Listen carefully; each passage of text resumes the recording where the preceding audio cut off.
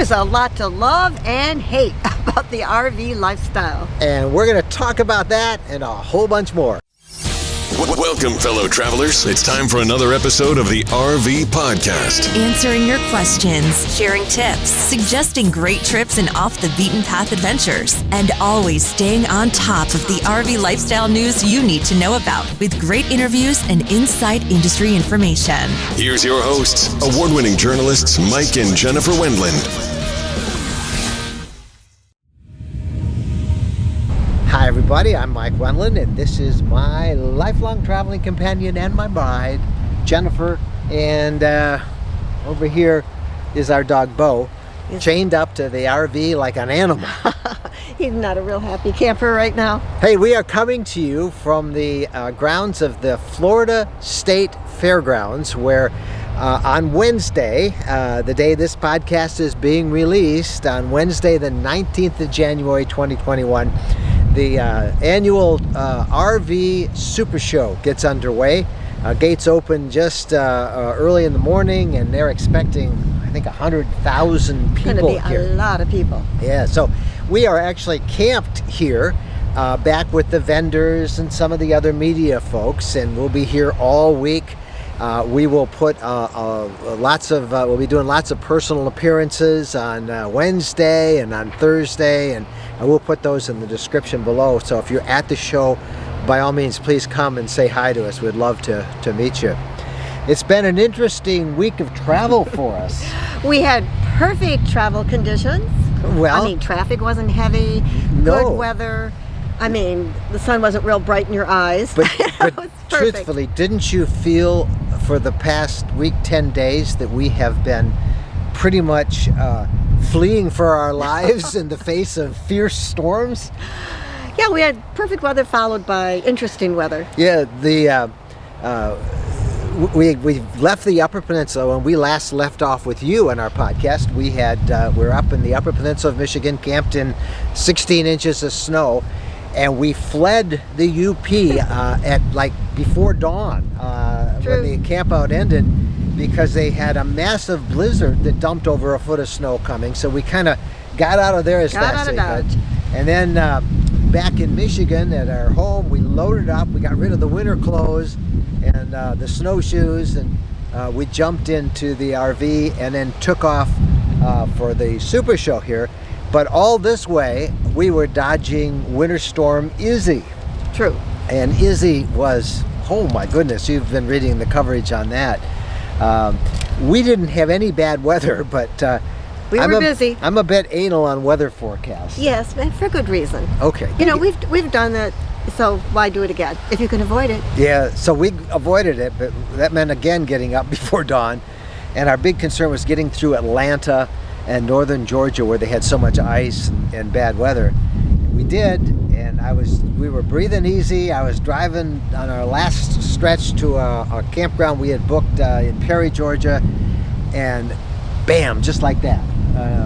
You know, when they say an accident can happen like out of the blue, it happened out of the blue. It sure did. I mean, maybe it'd make a better story if we said it was an asteroid or something, rather than this it big looked like an asteroid. hunk of cement that came from who knows where. I was driving. Why don't we make it a better story? Okay, so this asteroid came, but it looked like it was this big truck, and I'm trying to recollect this because it all happened like that, you know. You were on your phone texting. Yeah, I was on my phone texting our grandkids. Telling them that we were going to make it because we were getting out of the town. Yeah, that we can't visit them in Atlanta. They happened to stay in Atlanta. We were trying to get away from the storm, so we said we can't stop. And we were kind of talking about that. But I saw a semi-truck up ahead of us kick off a piece of concrete about that big. So listen up, folks, because it could happen to you. And I saw the concrete fly back into the roadway. And I said, oh my goodness. I saw a pickup truck get hit. It just slashed its tire. They went off to the side, and nobody was hurt, but it went off to the side. In front of me was a car with, turned out to be an elderly couple, sedan. It took out two of their tires. The third car was, I think you said it was a BMW. Yeah. And it was a single female driver, and the concrete bounced up underneath and it pierced her oil pan, oil everywhere. We were the fourth vehicle. There was nowhere to go, traffic on both sides. it hit our front right about here, right about there, right underneath there. And it cracked that cowling. You can't really see it. It's more cosmetic. I thought that was all it is, but it also took out one of our levelers. It actually just broke its connection, so it's on an angle like that, and I can't use it. But we can get it fixed. So we are so fortunate. Yes. That this wasn't worse. Yeah, and all three of those other vehicles had to be towed away. We were able to drive and are still on ours, and we'll get it fixed. But my point is, it happens so quick. You need to always have both hands on the wheel. And for me, if I had been, Jennifer was texting in the passenger seat, but it really cemented me. If I had even looked away for a second to read a pass, it could have been much worse, because I was able to at least get that thing to hit, where it did the least damage. We're fine, and I don't want to make too big of a deal out of the asteroid that came down from the skies, but my point is, man, keep your eyes on the wheel and your hands on the wheel. Your eyes on the road and your hands on the wheel. Yeah, I don't think it would have helped if I'd been looking at the road and could have screamed. No. Might have made it worse. No, it probably would have made it worse. Anyway, so we're down here in Florida, and the weather's a little cool. It's a little windy today. You might hear it in the microphone as we do it. The show opens. We're going to have all next week's show will be on the things that we saw and see here. There's nothing to see as we record this, and it hasn't officially opened. It opens this Wednesday that we're speaking to the public. Yeah, that this podcast is being released. Mm-hmm. So we'll have lots more for it, and we're looking forward to it. So they've got Wednesday, Thursday, Friday, Saturday, and Sunday, 5 full days. Yep. Hey, we do have some reader feedback that we've been getting from readers and followers and viewers. And by the way, this podcast, of course, is on YouTube, on the RV Lifestyle channel on YouTube, also on all of your favorite podcast apps. And we also have show notes and a place you can listen to it also on our RV Lifestyle travel blog. So lots of ways to consume this podcast. And you want to start off? I'll start off with number 1. One of our YouTube followers, called Artful Dodger, heard our report on Ask Us Anything Sunday night on how hard it is to find campsites in Florida, and wrote us, "My husband and I will be traveling around Florida for about 3 weeks and had a difficult time getting RV sites. We had to get a hotel for a few nights. Ugh!" Yeah, that is. Well, on a similar vein, we've heard a lot more about this from many people who have been frustrated across the country as they've tried to get RV spots. This is from a guy named John, who was a shopper, is a shopper, I guess. He's probably still interested in an RV, but he says he's now rethinking his plans to buy an RV. He says, "It really feels like we need to give up on camping for a while. We looked at new rigs this weekend, but after thinking about it, we definitely aren't interested now, and we may never be. We can't even get reservations at the campgrounds near our home in Central Florida, where we've camped for several years with no problems." He says, "What's the point of buying if you can't use the RV? This is especially true for people with pets and trailers who can't rely on generators as easily or need AC that's fairly reliable. It's really a shame that there just aren't areas where you can camp right now." Now, we have heard a lot about that from people. We experienced a little bit in Florida as we have traveled. We have noticed how filled every place we see is. And the place we stayed last night, just up the road here in Tampa, you were actually talking to those folks, and what did they tell you at the campground? We got the last available spot that they had for the night, and they said they're full every night. And it's not just them, it's everybody around them. The campgrounds are at capacity. And that's, of course, because so many people are interested in RVing. Well, you can't take cruises, you can't do other things. Yeah. And it's not just crowded campgrounds here. That there's other sources of frustration that people seem to have. One of them is a lack of inventory. And we got a note from somebody who called themselves Iggy Conrad. And he wrote a lot of stuff here, but do you want to read that for us? Okay, in November of 2020, we sold our 42-foot Class A to attend an elderly parent who needed care rather than letting it sit for who knows how long. We thought that we wouldn't have a problem replacing it when the time came to begin RVing again. Wrong. Our plan was to downsize to a Class B or smaller C.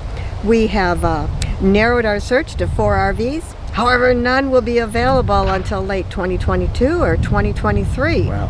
One nationwide RV dealer, headquartered in Michigan, would take our order, but required $10,000 non-refundable deposit. $10,000 No way, needless to say. to order. $10,000. Well, they've got to order it and they commit for it, but still. Like they can't sell it? Yeah, right. Yeah. Well, he goes on and he writes, needless to say, it looks as if we'll not be RVing in 2022. And sadly, we may just pack it up and stop RVing.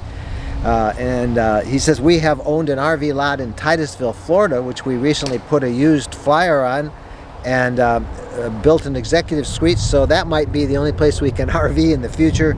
And he says, by the way, our lot has gone up in value at least 400%. Well, Wow. That's good. That's one of the reasons That's we good bought news. property, because we figure having our own property, we can be sure to have a spot. But that's a whole other topic for other Another podcasts. day. His talk about inventory. There is a lot of inventory at the show that is mostly towables. There are certainly motorhomes. But in general, if you're going to order a motorhome, you can expect to wait. We'll have a lot more about that next week. The point with all that reader mail, and we get so much more, those are just samples, is people are frustrated. They are, and I mean, you could hear the disappointment in that last person. But where there's a will, there's a way. Yes. I mean, we would never consider giving this up, because this is We our love lifestyle it. now. We love it. Hey, when we come back, we're going to talk about some of the things people love and some of the things people hate, and we're going to kind of give you some of the ways we experienced that just in our travels over the past week or so. Bottom line is, it's all good. It's all good. First, we're going to take a quick break, and then we'll be back from our location at the Florida State Fairgrounds, home of the annual Florida RV Supershow. Stay with us. Have you ever thought of owning your own land for camping or a homestead? Tennessee Land and Lakes is selling off a 1,500-acre estate known as the Woodlands at Buffalo River in large acreage properties from 5 to 126-acre homesteads. Unlike most properties, these are virtually unrestricted, allowing year-round living in an incredible natural setting. These are multi-use properties. You can camp on them, build a dream house if you want, a cabin, a barn, a garage. It's your land, and there's no HOA, no rules. It's your property, your way. There's high-speed fiber optic internet available, wooded trails, and big views, surrounded by the most popular destination spots in Tennessee like Nashville, Kentucky Lake, and the Buffalo River. The pricing starts at $69.9. There's even great financing. Jennifer and I like it so much that we bought there. Take a video tour and get the details at myrvland.com. When we're on a road trip, we always seem to find a way to stop at a Camping World center. There are over 225 Camping World locations across the country, and there's always one close by when we need parts and accessories for our RV or just want to shop. In fact, we have so much fun with Camping World, and as we talk about it as one of our sponsors, they have agreed to offer a 10% discount if you use the coupon code RVLifestyle10 when you buy $99 or more in merchandise. You'll find everything you want, from outdoor furniture and appliances, the ones you see us use in our videos and that we talk about here in the podcast. RV extras that include everything from camping chairs to fire pits, electrical accessories, must-have gadgets. Check them all out. And again, don't forget, use the coupon code RVLifestyle10 when you visit campingworld.com. Welcome back, and now we're going to talk about the things we love And hate. about the RV lifestyle. Now, this whole topic really came about because of some posts that we had on our RV Lifestyle Facebook group and our RV Lifestyle Facebook page. And it was one of those fill-in-the-blank messages, and it said something like, as much as I love the RV lifestyle, I can't stand blank, blank, blank. And that's what everybody was to fill in. And we literally had a huge response. I mean, hundreds and hundreds, right? Yeah, and I like the first one right off the bat. Rick said, ticks. Everybody has problems with ticks. Yes, they do. You know, didn't that used to be kind of something just mostly on the East Coast? It used to be just on the East Coast. And now it's across the country. Well, some of the other ones that we're just giving you the highlights, and almost all of these that we mentioned had multiple votes. Rosamond said mosquitoes, ticks, and snakes. Douglas, people who trash out federal, national, and state forests. We'll all agree with that, Douglas. Gwen, people that think you desire their company or conversation when you're just trying to get away and relax and enjoy the quiet. Lisa, doggy poopy bags full and tossed onto the trail by the tall grass or behind a log on the beach where you set up and are trying to enjoy sitting there and enjoying the beauty. There's a bag of dog poop. Been there. Beck, campsites too close together combined with inconsiderate, noisy, and messy neighbors. Walter, being at work impatiently waiting for the weekend. Yeah, everybody's waiting for the weekend. Remember that song? Mm-hmm. Willa, the rising cost of fuel to get to the campgrounds. Tammy, uncomfortable RV mattresses. Dave and Dakota, waiting for parts to service my RV. Kathy, crowded campgrounds that require reservations months in advance. Dallas, checking off the days on the calendar until we can get out there again. And don't you notice that even though when people are talking about the things that they hate, it's still laced with the things that they love? Yeah, there's this kind of underlying love for it, and it just shines through. I think to set that all up, because the conversation quickly turned into the things that I love most about it, we got a great video that really describes it all from Tracy. And Tracy, by the way, is one of our volunteer moderators on our Facebook post. She does a great job. And I think she sets this conversation up great with this video she sent us. Hi, my name's Tracy. And what do I love most about camping? Well, when we go camping, my husband does practically all of the cooking. And what's not to love about that? All kidding aside, we just love to get out and be away from home. I don't even care if it's like 10 miles away, because we do camp close sometimes for quick trips. But you know, when you get there, you just own it like you're 500 miles away, and you relax and you just chill, and the things that you need to do at home, you just don't do. You just relax. And what do I dislike the most? Ticks. I hate ticks. Tracy, that was great. I just wish Mike would learn about the cooking part. Yeah, well, you do such a great job cooking. I just couldn't possibly do that good. I even took over the grilling because you were burning stuff. You like it burnt. You don't have to tell all of our secrets now. We had an amazing response to that question, the love and hate parts of RVing and the lifestyle. We did kind of a quick little diary of the things that we love and the things we don't like so much as we set out for the trip that took us down here to Tampa. So let's roll that video and you'll see some of our favorites and not so favorites. The thing I hate the most is packing and loading up for a trip. You think after 10 years it'd get easier. I just think of more things that we've forgotten in the past and bring more. You've got to bring clothes and food, and there's just no way that it doesn't take a long time. Like, I brought enough meals for 7 days. I could bring 14. I'm trying to be ready this time. Something I like is the excitement about hitting the road. Even though it takes a long time to pack and a long time to get organized, a long time to get out the door, once you get out the door, it's just awesome. The only problem we have is Bo, who insists on sitting in Jennifer's seat, but we'll work something out with that. We'll work on that. We are off and running, and that is something that every trip is just something so exciting. You know the feeling? That's one of the things I like about RVing and camping. Come on. Good boy. Come on. Oh, such a He big did it. boy. He got down. Such a big boy. Oops, I gotta shut this. I gotta make sure this is shut. Everything's shut. Bathroom door, the back door. He's getting my pillow the way he'd like it. Is it in the back? Yeah, he's... That's good. And look, you're even bringing food. I am. That's something else I like. What we're trying to do is give him his bed here as like a prop that he can sit on.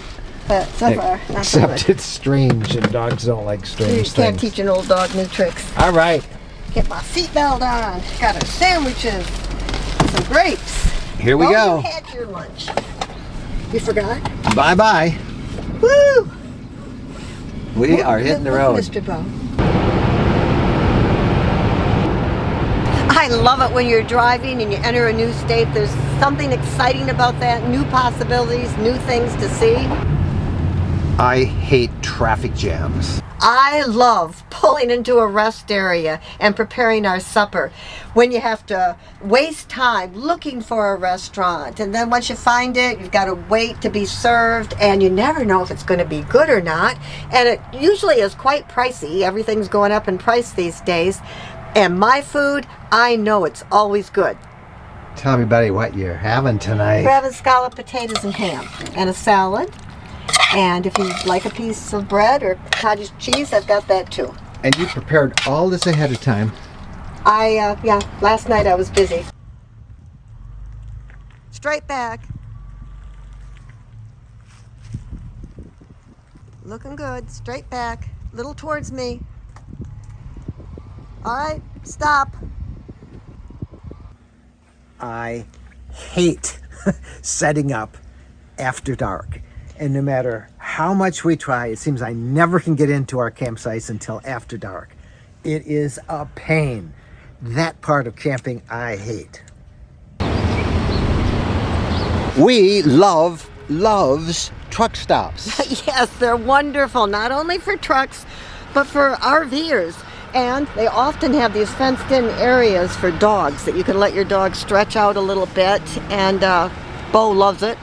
And you can fill up with propane here, with fresh water, and many of them, if local ordinances permit, let you even spend the night in your RV here. And inside, if you're on the road and you need showers for $5, you can get a great shower. The bathrooms are always clean. Always clean. You get fresh towels even. But it's this dog park here that we really like. That's just such a great spot. And even Bo gets to stretch his legs a little bit. We hate traffic jams. We're in Atlanta and traffic's heavy. I love finding a dedicated private bath and shower at an RV park like the Fair Harbor RV Park here in Perry, Georgia. Now this has a bonus because this shower has lots of pressure and lots of hot water. Love it. I hate it when it gets cold out and you have to flush your toilet with antifreeze and run antifreeze through all your pipes and everything to keep everything from freezing. But alas, spring comes. I love it when spring comes and you can finally de-winterize and hook up running fresh water again and run your water heater and use your shower and flush your toilet. I love spring. Or when you drive someplace warm enough like we just did in January down south and we de-winterized. I love that. One of the things I hate are overly crowded RV parks. And this one that we found in Florida is typical of many down here. Absolutely jam-packed. There's little space between each of the RVs, and they're all crowded. And a lot of people love that because there's neighbors close by and organized activities. They love it. But for us, it's not our favorite thing. This is our spot. You think it's just a little bit too crowded? A little too crowded, and there's somebody else's stuff is on our yard, but that's okay. We're just here for the night. We're only here for the night, but this is what we hate about many RV parks. Too crowded, too crowded. When we're traveling, we love the Waze app. That's W-A-Z-E. Not only does it do all of our navigation, but it alerts us in real time to traffic reports, to information about road hazards, and it even tells us where the police are located. That's Waze. It's the best app we have found for traveling. So I think my absolute favorite was de-winterizing. We de-winterized back in Georgia, and it's like freedom, you know. Suddenly we can flush our toilets again, and we have running water. And so then I know your not so favorite is in like a month we're going to go back north again. You're going to winterize. Yes, we do have to winterize when we go back north. Hey, that's our love and hate relationship with the RV lifestyle. How about you? Why don't you send us your comments? You can also send it to us as a video file like Tracy did. Just to send it to us at Mike and Jen at rvlifestyle.com. We love getting it. Send us your comments and questions that way, and we'll get them on the podcast. When we come back after a very short break, we're going to talk about your RV questions of the week. We'll answer those, so stay with us. When we're asked what's the most important modification we made to our RV, it's an easy answer. Battleborn Batteries. Battleborn Batteries are quality, safe, reliable lithium batteries that allow us to stay out there off the grid longer. Lithium batteries charge faster, they charge fuller, they're longer lasting, they're maintenance free, and Battleborn batteries are protected by a 10-year guarantee.